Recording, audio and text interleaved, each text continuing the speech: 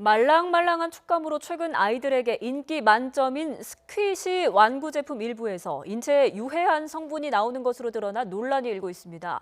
한국소비자원의 신국범 제품안전 팀장 전화로 연결해서 이야기 들어보겠습니다. 신 팀장님 안녕하십니까? 네, 안녕하십니까. 네, 먼저 이번에 검출된 디메틸 포름아미드 이게 어떤 성분인지 전해주시죠.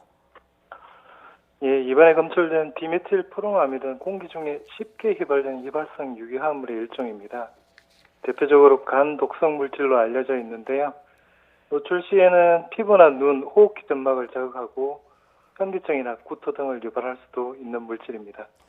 네, 이번에 조사한 제품 총 12개고 이 중에 6개 제품에서 3세 이하 어린이에게 유해한 수준의 이 물질이 방출이 됐다는 건데 그럼 이게 얼마나 위험한 수준인지 그러면 4세 이상은 괜찮은 건지 조사 결과 자세히 알려주시죠. 예, 스퀴시에서 인체에 유해한 휘발성 유기화합물이 방출되어서 리콜되는 사례가 유럽에서 발생을 했습니다. 따라서 한국소비자원은 국내 유통 판매 중인 스퀴시 12개 제품을 대상으로 유해물질 방출 시험을 실시하였습니다.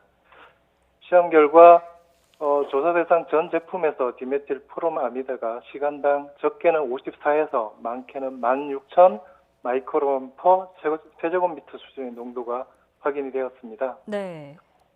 이러한 디메틸 포름아미드의 농도를 바탕으로 위해성 평가를 실시한 결과 12개 중 6개 제품이 3세 이하의 어린이에게 위해 오류가 있는 것으로 나타났고요.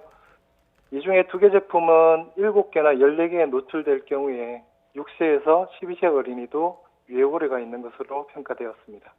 6세에서 12세 어린이에도 위해를 가할 수 있다. 그런데 어린아이들은 장난감을 만질 뿐만 아니라 또 입으로 물고 빠는 경우도 많고 또 장난감 만진 손으로 눈 비비는 경우도 많지 않습니까? 그럼 이런 경우에는 네. 위해성이 더 커지는 겁니까? 디메틸 포름아미드와 같은 물질은 전기를 통한 호흡기뿐만 아니라 장난감을 만졌을 때 피부를 통해서도 인체에 흡수될 수 있고요. 입으로 물 부고 빠는 과정에서 소화기관을 통해서도 체내로 쉽게 흡수될 수 있는 물질입니다. 이러한 네. 노출 경로보다는 노출량이 중요한데요. 네. 많은 양의 급성 노출 시에는 복통이나 구토, 황달을 유발할 수도 있고요. 적은 양의 장기간 반복적으로 노출 시에는 간염과 같은 간 기능 장애를 유발할 수도 있습니다.